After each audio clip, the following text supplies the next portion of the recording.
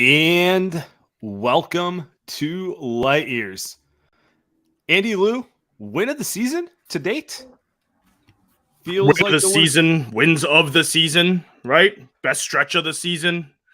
It does feel like the best stretch. Warriors win 115-91 over the Clippers. And we got news that Steph Curry is aiming to play Sunday against the Lakers, which means one more game until he's back. Wiggins hopefully shortly after, which is all positive. But I want to talk about this game because the vibes feel back to me. If there is anything that I can take out of this game, you watch that third quarter and it feels like you're watching the Warriors of 2014-15 last season, right? You see Steph laughing around, jumping on the bench. You see Jordan Poole pull a Steph third quarter there. That's exactly what it feels like. It feels like the vibes are back. Like, not just that the team played well tonight. Feels like they're finally moving towards the actual Warriors. They didn't win this game making 45 threes, Sam. They won this game playing like the Warriors, playing great defense, moving the ball, and then exploding and shutting them out. That's how the Warriors play. That's how they win. Honestly, they couldn't hit a shot in the first half. It was frustrating. I think it was 3 for 22 from 3, but I felt really good about the way they played in the first half. I'm like, if they defend like this, they get Steph and Wiggins back, they're fine. They just weren't hitting shots, and like on some level, a lot of Tony Lamb, a lot of guys who aren't number 30 and number 22 out there shooting the ball. But in Warrior fashion, they stayed locked in defensively, and in the third quarter, my man, felt like vintage Warriors run there. Jordan Poole, 22 points there. I mean, I saw you retweeted someone who said his shooting is volatile, and that is a very accurate way to discuss him.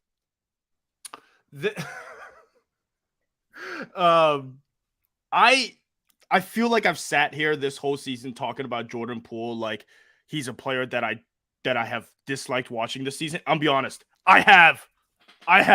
But you know what? Tonight, that felt exactly what Steph Curry does.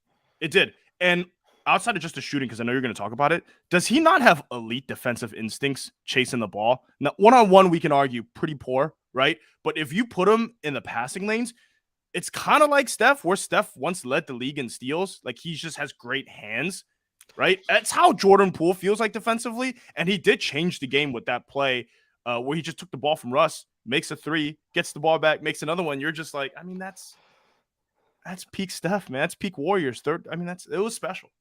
Yeah, and I feel like in some ways we're bearing the lead here. Like, Draymond, just a phenomenal game the whole way through it. It really does start with him. When he gets the team locked in defense, I mean, they're without their best wing defender against a team who supposedly has the 2 best wings in the NBA. Like, combo. You know what I'm saying? Like, you would think if there's a game you want Wiggins, it's against Kawhi and PG, right?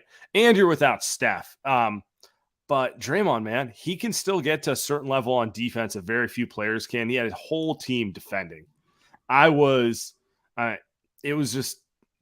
It's peak. It feels like they know the playoffs are around the corner, and it feels like they know they're going to have a decent enough seed.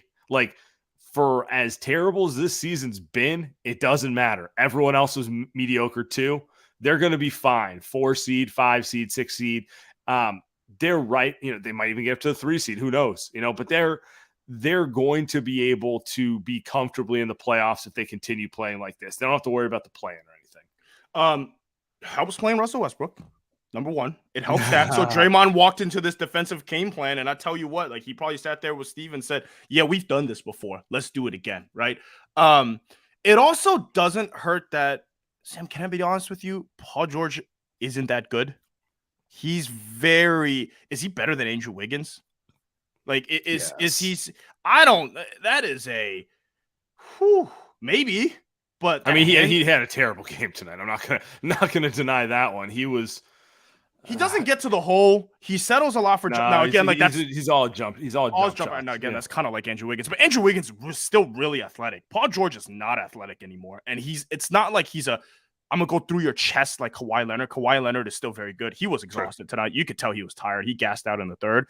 But I don't know how you're winning a championship with Paul George as your 2 anymore, especially if he's the second guy that has to initiate, because Kawhi's not Steph.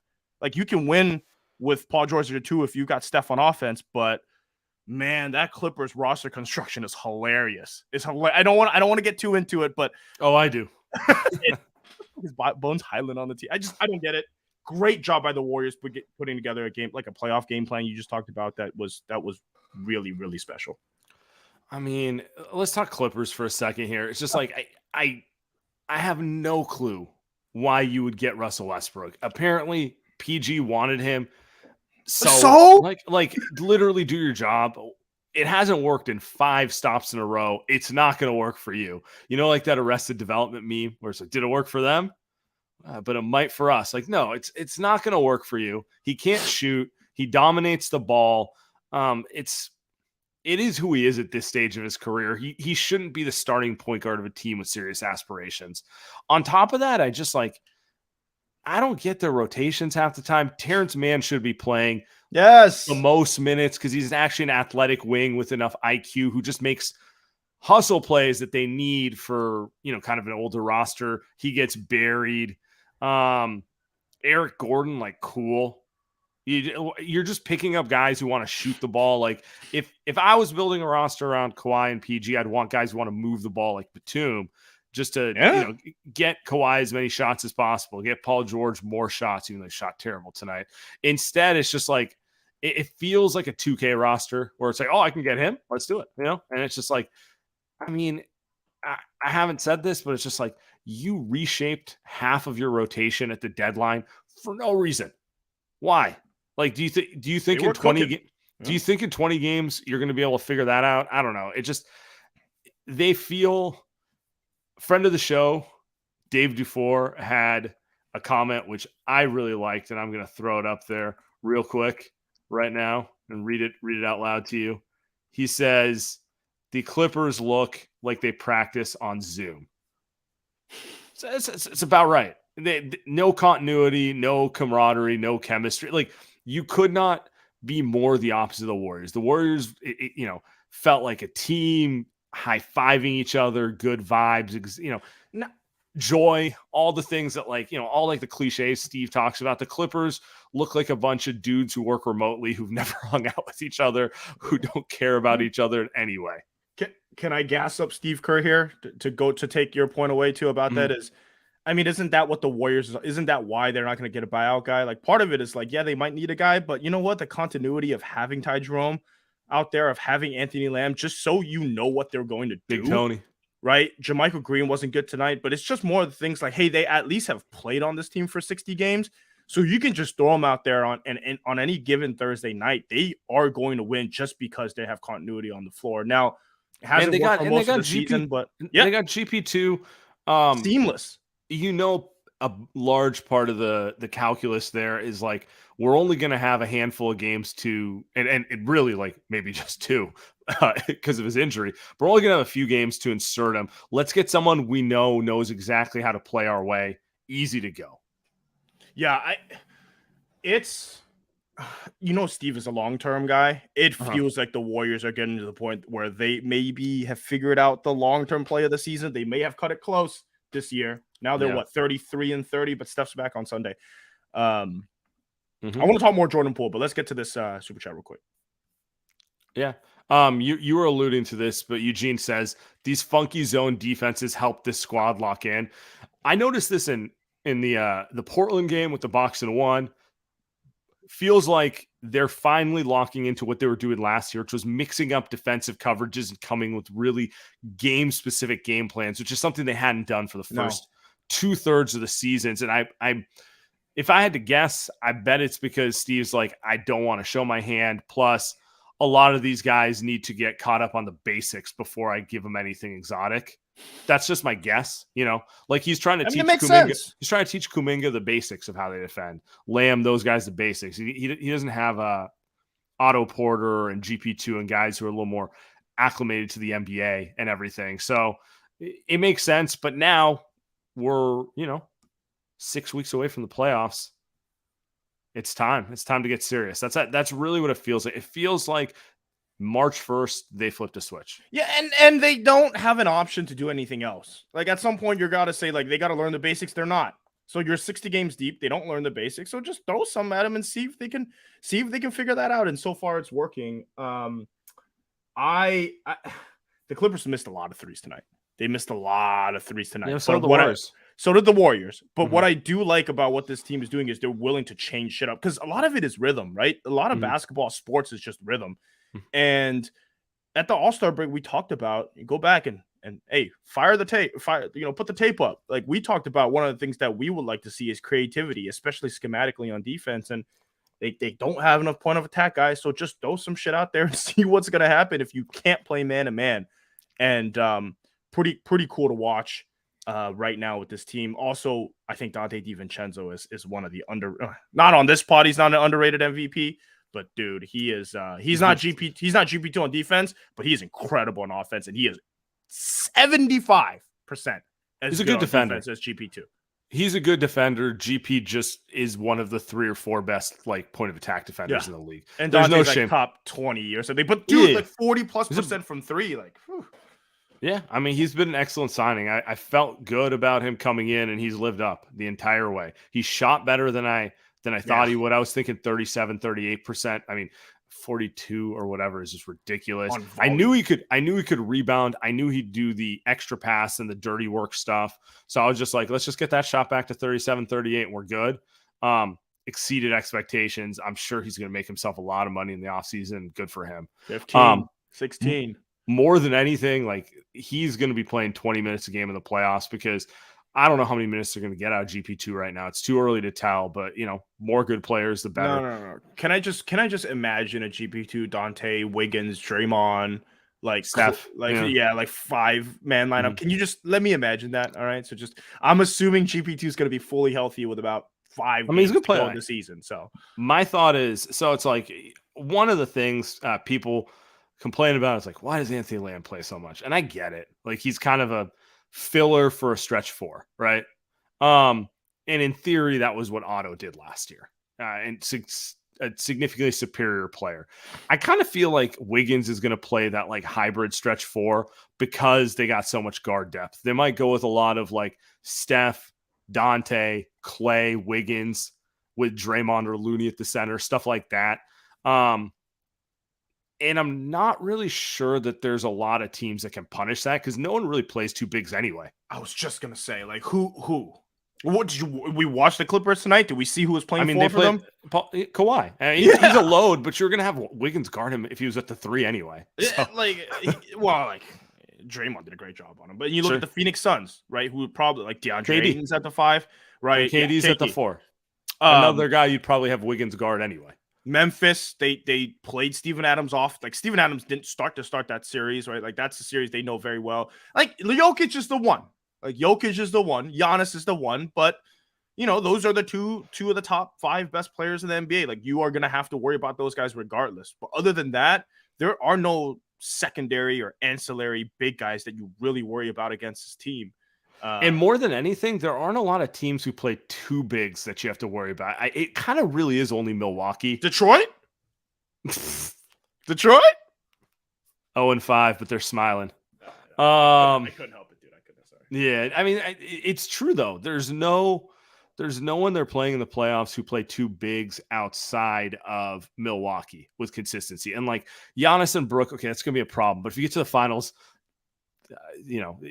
everything's going to be a problem in the final. Any team you play in the finals can be a problem in some way. We'll worry about that then. Other than that, like, just going through the West, I guess Memphis with Jaren, but I feel like they'll just end up going small against the Warriors, because the minute the Warriors put Draymond at 5, they're going to take Steven Adams off the floor. Kings play 1 big and just wings. It's like Keegan and Harrison Barnes at the 4. Those are guys Wiggins can. But those are the exact type of guys Wiggins should be guarding anyway. All I'm saying is, like, you go down the list, everyone's 4-man is basically a traditional 3-man, right? Do you know how good the vibes are with Warriors fans right now, Sam? I just got 3 texts from 3 separate people asking me, should the Warriors tank to 6th? Just get to 6th. Don't get to 5. Avoid KD. Go play some bonus and Fox. And I'm sitting here like, weren't we just talking about Wembanyama like a week and a half ago? I gotta love it. I love Warriors fans. I love the listeners. I love the Warriors. It's great. It's an awesome time. And just to answer the question, too early. At this point, like you think? Yeah. Let's last 5 games of the season. If you've taken care of what you need to, that's when, Steph can sit with a, sore toe or something like that sort of, Steph and Poole sits in, but whatever. I'm not you also don't tempt the basketball gods by tanking. That's true. So you're big on. Oh, I am. You don't play with karma with the basketball. Like you're going to get that back to you. I can't disagree with the principle. Yeah. I gotta respect it. Solomon's text says, I was losing face with the Dubs, but I'm not gonna lie. Tonight they really showed me that they can make another run. Fantastic third quarter defensively. You know who we haven't talked about? Klay Thompson. I feel like we've done this so many times, but I am just in awe of how good he is the last 2 months off of the injuries. And it's not just shooting. I mean, he had 11 rebounds tonight, which is, I think, a career high for him. High. That's amazing. He's making plays for other players. Like Klay's, I don't think he gets enough credit nationally for the gamer he is. Like a lot of people love to do he's not as complete as these other guys, this system player. I'm like, I've seen this guy in the biggest games for a decade show up in ways that players who get ranked above him never do. And last year I waffled a little bit when I saw him post injury. I was like, yeah, he looks fine, but like he's never coming back. And I kind of regret taking that perspective because I think I shortchanged who he is as a person. Like he wasn't comfortable. He wasn't going to just come back and be Danny Green.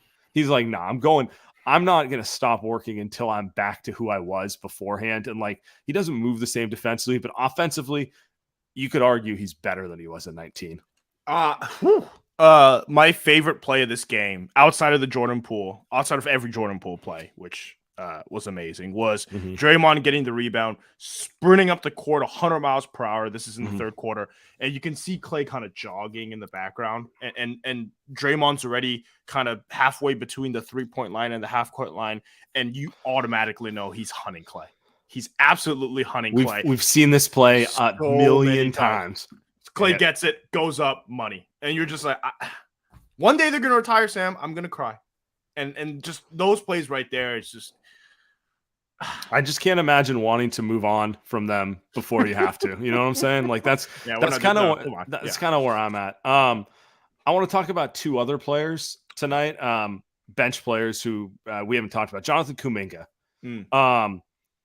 Another really good second half for him. I thought he made a big impact when they went on a run. 19 points following his 18-point performance, 7 rebounds. That's the stat that really excites me with him. It feels like he's too athletic and too physical to not be a 5 to 10 rebound a game guy. And there's too many of those 2 rebound games for him, for given how talented he is. It feels like he's really starting to come around a little bit and understand his role, particularly with cutting off ball and playing with force. The Warriors need Andrew Wiggins back, but tonight you watch Jonathan Kuminga and you're like, yeah, I'm watching him. It's what Andrew Wiggins looks like on a nightly basis. Now, Kuminga doesn't do that every night. He doesn't do that every other night, right? He can't shoot it like him. Of course, right? But tonight Kuminga made 3s. So it's not consistent like that, but you can kind of see where the Warriors want him to be. And Kuminga's handle's also getting better. Can I like say that? Yeah. Now, he makes bad decisions. Because he'll get trapped and he'll throw it away, right? You see one where it's like, but the handles, it's improving. Klay's handle get better. Klay's handle's gotten a lot better through the years, but he's been in the league for 2 decades almost. Sure. You can see Kuminga getting there now. I think that's pretty cool to see his handle get better because that's his ceiling, right? To get him to me, that's the key for him because I think the big difference between him and Wiggins is I just think he's more aggressive by nature. I think he's a guy who, if he hits his ceiling, will be a 8, 9, 10 free throw attempt a game guy. Like he's that type of guy who likes to assert his will. Wiggins is a little more of a jump shooter. To be fair, he's a really good jump shooter. Better jump shooter. Yeah, but it's like I just think I think it's a mindset thing. I just think Wiggins is, he wants to get to the mid range when he can. He's become really good at threes, he's just a shooter by mentality. And then he uses athleticism every now and then to get us out of our seats. If the Warriors can get, those two guys, you get Wiggins and Kuminga as your two-way wings on the it's like in theory, it's the perfect combo at 3-4 next to Draymond at 5. Whether they're ready to play those roles, and I'm mostly talking about Kuminga. Right. Because like Wiggins in his prime. He just needs to get back and shake off rust. Yeah. I see it, and that's why I always kind of like Kuminga as a prospect. It was just a question to me: is it going to take him 5-6 years? He's ahead of schedule as far as I'm concerned. You think so? I disagree with that one. I don't know. Year 2, age 20. I thought he was, just based off what I saw in the G League before they drafted him, he seemed like the type of guy who's going to be a 3 to 4 year player before it turns to winning impact. I'm not saying he's a big time winning impact guy, but he reminds me a lot of Jaylen Brown in the early years before he obviously turned into an all-star, where he was kind of the extra guy around Gordon Hayward and Kyrie and Tatum. And like, you knew he had the talent, but he wasn't kind of featured that same way. I feel like that's kind of how he is. Yeah. I do. I think, if he had the year that Jordan Poole had, just playing, like, it'd be better for him. And you could say the same for Wiseman and Moody too, but it feels like Kuminga's got more potential. So so that would help him. But playing on a winning team, being forced to, I think, learn winning habits, I think is probably going to be better for him long term. I'm sure that's what Steve is saying. I'm 100% sure that's what he's saying. So that's what Andre says too. Andre's pretty smart. Where is he doing? Is he going to play? He'll be back Sunday. I guarantee you he'll be back Sunday. Over under, he even tries to dunk it in the regular season again. Well, isn't that why he's been out? Isn't it because he dunked? That I remember watching that in real time on playback. And by the way, you guys should watch games in the Light Years room on playback. His eyes popped out of his head like the old man, like, oh, something just tightened up. It was like, if it didn't just kind of like depress me because I was like, well, he's going to be gone for a while, it was maybe the funniest thing I'd seen. You called it. A lot of people did too, but hopefully he's healthy. He's running around. He's joking around. So hopefully he'll be back when Steph. Yeah, he's doing the Bob Myers workout, running lines. Warriors are a funny team. One other thing on Kuminga. I feel like I see people throw around how Kuminga can be the next Kawhi all the time. And I just I just don't see it in terms of style of play. I feel like if Kuminga hits his ceiling, he's somewhere in the Jaylen Brown or Jimmy Butler type of wing, like a little more of a physical slasher than a guy who just lives on his jumper and in the mid-range. The way, because Kawhi is essentially just like a super muscular KD in terms of shot selection. Like he'll bump you and hit it every time. Whereas like those guys are like, I'm getting to the rim. I'm either going to get you jumping in the air, get some free throws, or I'm going to dunk on you, that sort of stuff. I just think he's a different type of player than Kawhi. I don't even, irrespective of the fact Kawhi's top 75 all time. I think top 75. Yeah, I would think he's higher than that, but he's got a weird. He made the top 75 resume. list. Yeah. He's a weird. What number was he? They don't give numbers. They're just like, these guys are top 75. Yeah, fuck them. And I didn't feel like trying to like. It feels like a 47, 48 to me. It's like, okay. Kuminga's got a weird comp because the Butler stuff he's just so much bigger, and I get the play style. It's an interesting one. So I wish he'd play more. I was even complaining that I wish he'd play more than Lamb in the first half, right? So I always wish he'd play more, especially on nights like this where he's playing pretty well. That off ball block that he had on Russell Westbrook was just. He has one of those every other game. It's unbelievable. The kid is. Somebody in the chat just said he's 20 years old. I always forget he's 20 years old. Yeah. Whew. That's why you don't trade him for Anunoby, right? I guess that's why you don't do it. Yeah. Anunoby looks terrible, by the way. Since the trade deadline. Toronto also all-time bad vibes team right now. Yeah. I can't quite figure out why, but they seem like they seem like they're ready for the offseason already. Guys probably Van Vliet's going to be gone, right? They should have traded him. Anyway, we're not here to talk Toronto, but I'm with you on that. It's a weird team. We got a couple goons. Gonna bring on. Should we bring them on? Let's roll. Let's get to the goons. Got Ty. What's up, man? Oh, what's going on, man? Great fucking win. I've been pondering for a while whether this is the biggest win of the season. momentum wise, like we secured the 5 seed for however like couple seconds that it is, but first time 3 games over 500, and you got so many guys playing well. I don't want to jinx it, but Poole the last couple games has looked a little bit more under control, which is good. Me and you were going off in the playback room. That third quarter was that third quarter. It was just my god, that shit was crazy. And it's interesting because we need that's one of the frustrations for me this year is because we need Poole to be at a certain level for us to win a championship again, right? Whether you think it's still possible or not, we're not going to be able to do that if we had the scuffling, 3 for 12, whatever shit, Yeah, I mean, and that's, I keep meaning to repeat this. He has the most thankless job on the Warriors because he's just always compared to Steph Curry. Just always, no matter what he does, it's oh, that's cool. It's like Steph, but who else is like Steph? Steph. And so it's they are above 500 in games Steph has sat, and that's predominantly because Poole can carry the offense to keep them from falling off a cliff. And when he hits these highs, he does have all-star potential. He can get to the Jamal Murray and the maybe even a Donovan Mitchell level at times when he wants to. And it's just it's just always going to be unfair that we compare him to Steph in some ways. Yeah. And I think his mistakes are so highlight worthy mistakes. It's he just trips over the lines on the court, or he's fucking just doing whatever. But yeah, one thing that I do Poole's fighting, at least in transition on defense, maybe a little bit of Russell Westbrook fake hustle kind of stuff. But if your team is going in transition, you're going a little too quick, he's gonna be lurking for that pass, which is an improvement from doing nothing. So I don't know.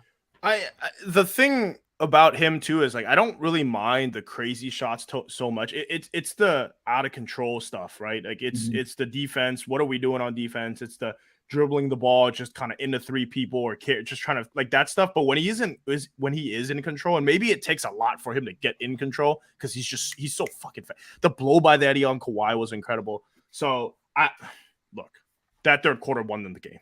That, simply put, that won them the game. They totally flipped the game. They were kind of dead in the water in the first half, and he won them the game. So I mean, in the VORP, right? In the VORP advance, you can put +1 there. +1 for Jordan Poole tonight. So I don't know. Appreciate you, Ty. Next time. Get our guy McWalters up here. Yo, sir. What's up, my man? Again, Andy, thanks for doing the playback today. Phenomenal. I recommend to everyone to hop on there. It was great time. People were elated throughout the third. It was flashbacks to the great championship teams that would just turn on the floodwaters in the third. But what I want to talk about is defense and rebounds. That defensive effort was the type of defense that the Warriors have been known for in the past. And it wasn't led by GP2, who wasn't there today. And it wasn't necessarily led by Dre, although he did a ton of stuff. It was a lot of the role guys stepping up. We saw Kuminga diving in the crowd. We saw Poole, of all people, diving in the crowd. I saw Tony Lamb not fouling Big people. Tony. Big Tony the Tiger there, not fouling people. It was great. And 11 rebounds for Klay.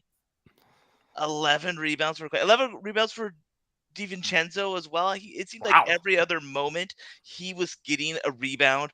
I don't know if they were all offensive. I don't have the stats up in front of me, but it just seemed like he was getting clutch little tip outs. Kuminga was getting tip outs. We just were beating them all over the place, and it wasn't looking like that in the first half, and it just flipped around in the third quarter, and it was phenomenal. And of course, then Jordan Poole went, supernova at the same time, which massively helped. And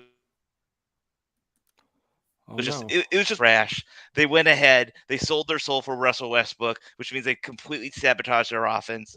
I said in the playback when they put the white flag that it wasn't the white flag because they took Russell out. They actually improved when that happened. And they're screwed up until they cut that guy. And I'm not even worried about them. And for anyone that says they want to play a 60, no, you don't. No, you don't. We can beat Phoenix too. Phoenix isn't that good. Phoenix can't guard anyone, and we play way better defense. We can shut those fools down. I am not worried about Phoenix. I am not worried about Dallas. I'm not worried about Sacramento. I'm not worried about Memphis, and I'm definitely not worried about Denver. We're gonna walk through you guys. You guys are all trash. Our defense got found. We found our defense. If that is fully true, and we have the greatest shooter of all time coming back, the whole West is screwed. Appreciate you, McWalter. That's the energy that I like. Wow. That is the energy that I like. That till the end. Special. That was great. Timmy, we got some calls? Yo. Oh, my God. What a win. It's so unreal. But anyways, I called to mainly say about, like, these 4 players that I just love watching in pain, you know, when they lose to the Warriors and they're like, this face looks like they're crying. Russell Westbrook being one, James Harden, Chris Paul, LeBron James. Who am I missing? And sometimes Paul George too. The four horsemen. Those guys pouting and just, let's go Warriors. I think we can make it to the finals. I really believe that this team is coming in together in the right time. So thank you for taking my call. Good. Andy, you agree with me? Like, I know, like, Ja talks a lot, and I just, like, I kind of laugh. I'm like, no. And I need the classics. I need a CP3 meltdown. I need some James Harden shenanigans. Oh, you know, little Russell Westbrook scowl and turnover. You know, like, maybe I'm old. Maybe you're old too. yeah. But, like, I just can't. You know, with Ja, I'm just like, get away. Like, we need the classics. It don't hit the same. You know, it don't hit the same. Need a little LeBron. I need the LeBron, like, just real serious, like dapping up the Warriors at the end of a finals loss. You know, just like, you know, but he's not happy and he's walking out down 20. Walking out with a cast on, a couple other things. It's like, you know, I would have won, but, you know, everything was broken. So, you know, and it's just punch the wall or something. Oh, just play the hits. Play the classics. Next one. Okay, we've got 5 minutes left to play in this fourth quarter, and it's like benches have cleared. We've got a Moody sighting. Thank goodness. Let him get some, jitters out, I guess. But what a way to come back after being 11 down. This is just amazing. This is just amazing. And what a time. What a time. We are getting Stephen Curry back, on Sunday? And look at us playing. Okay, guys, have a wonderful show tonight. Good night. I miss Kareem calling in. That's the one thing I really miss about the Spotify lives, like the regulars who check in almost every night. Karima, yeah. Mikas, come drop a line. Come on, man. He might think you mean something else. Relax. Timmy, cut that one out. Get that one out of there. Appreciate the call, Karima. Oh, I missed a good, just happy call. You know, I miss happy calls, man. Let's keep it going. I do too. Let's keep it going. This is Dre calling from DC. I love the show. I'm calling during the end of the third quarter when we went on the big run with Jordan Poole. So I hope we actually win this game. But after 3 quarters, there's a few things that I've figured out and come to a conclusion with. Is number one, PBJ is better than JaMychal Green. We should just give him all of those minutes. Kuminga should be playing Lamb's minutes. Even though he hit a 3, he should be playing Lamb's minutes. And I feel like, what's that saying? Like, there's only 2 things guaranteed in life, death, taxes. And I think we could add a Jordan Poole heat check 3 after he makes 1 3. I don't understand why he checks it automatically after just making 1 3. Love the show. Hope we win this game, but just thought I'd make that comment. Oh, come on! Of the one time he gets to do it, tonight is the night. You know, you get 20 plus in a quarter, you can take your heat check. Anything you want. Anything you want. Let's talk Baldwin real quick. First off, the broadcast say 6'11", and seeing him next to Nick Batum, I'm tempted to think he might actually be that tall. Like, I've seen him in person. I thought he was loony size. He's apparently grown. Like, the dude is huge. He's playing 5 for the Warriors at some point. Maybe it might take 2 years for his body to fill out, but he's going to be loony with a 3-point shot, you know? He might be that 5 that they wanted, who could do things offensively and be like the high IQ passer and everything. So he has to be a 5 because he's super slow, but he's super smart. You can tell he knows where he needs to be defensively, but he's horrible defensively because he's not strong enough and he's not quick enough. So I do think that's fixable because he's 19, right? Yeah, so he gets bigger, he gets stronger, he's going to get faster. And again, like we were told that his ankle was all messed up too. So like, I'm sure that's part of it. So this offseason is going to be super important for him, but you're right. Like he is going to be a 5 in his career and a super valuable one. I look at Brook Lopez. Now I'm not comparing it, but I'm saying like Brook Lopez. Oh, that's a good comp. Like in terms of like, by the way, really underrated all around player. Like he became like a super underrated 3-and-D big man, and I think that's what maybe Baldwin. You're not going to tell Baldwin as a kid that's so highly rated. You're not going to tell him like, hey, be Brook Lopez, who's kind of a role player, right? But like that's who you can become like as multi-time all-star though, But he was an all-star when he was like a post guy, like Brooklyn Nets. Sure. Right, like not who he is now. But I would argue he's a better player now than he was back then in terms of impacting winning. And so that's someone I would think of your Baldwin because you're going to be 7 feet tall, it sounds like, and you're going to be able to shoot threes and you can protect the rim. And he's super smart. Yeah, that's my type of player. I love me some Baldwin. I was thinking Otto when they drafted him was a attainable upside. Like if things break right, and that might be selling it short with him. I mean, there's a reason he was supposed to peak Otto. There's a reason he was supposed to be a top 5 pick. He had a nightmare year. Good gamble by the war. In some ways, it's like Looney. Looney was supposed to be a lotto pick, injuries, hip stuff, and then he falls to 28, 29 overall and reinvents himself. But it's like the guy can clearly play. There's a reason he was so highly rated before his like nightmare year in college. That's a swing you got. Like that's a great swing. I mean, the Warriors have been taking swings. They took a swing with Wiseman, took a swing with Kuminga, they took a swing with Baldwin. But dude, if they're gonna hit on 3 late round first picks like Poole, Looney, Poole, and then Baldwin, I mean, you can't be mad about that. Not at all. That's positive. All right, let's keep moving. On the number 2, but whatever. Yo, boys, it's Meekus here, calling in the middle of like a 21-5 run, third quarter. Warriors are up. Man, if JP can eliminate heat checks out of his offense, dude is nice because outside of Kuminga and Steph, and even Kuminga isn't quite there.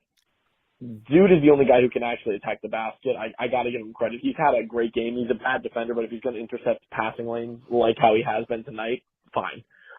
Can we talk about, one, the refereeing problem the NBA has? Because it's really fucking ridiculous. It's awful to watch the game, and especially as a Warriors fan, it's miserable. And 2, I brought this up almost the last time that I called, but I really think this has shown that Klay could truly be a number 1 option on his own team. I know the question. He never gets thought of as like a star who could do that, who could carry a team in offensive load. But the dude is rebounding his ass off lately. He's playmaking better than he's ever playmaked in his life, and he's like averaging 27 points a game on like unreal efficiency.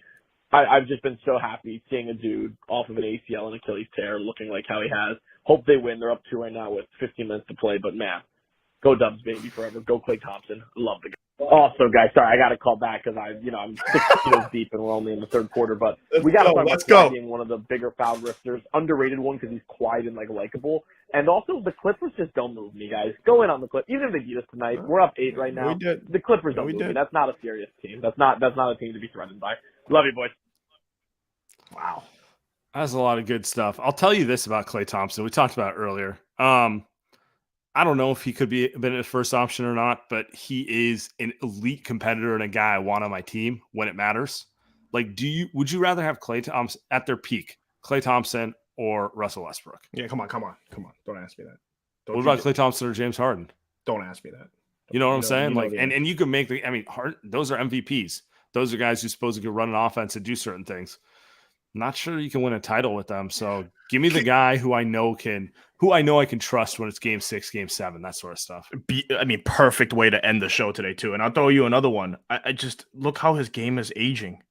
Again, like I'm going to go back to this. Look at the Clippers. Look at Paul George. That's a guy I probably would have taken over Klay. That's probably, he's been more dynamic, you could say, but I'm watching the game tonight and I'm like, holy shit, Klay gets to the rim better than Paul George. Klay shoots better than Paul George. Those guys aren't. Neither of them are great defenders anymore at this age of their career. So smart, but yeah, So Klay Thompson, man, just shout out to Klay Thompson coming back from these injuries to be this special. Him, Draymond have carried the Warriors through this stretch. Jordan Poole won the game tonight. So the Warriors got one more tomorrow before Steph is back, Sam. If they win that one, they sweep the homestand. So what a time. What a time to be a Warriors fan. By the way, Klay has played more games than Paul George this year, which is phenomenal. Just think about given everything he's been through for 2 years. Really, really impressive stuff. All right. Appreciate it, everyone. We'll be back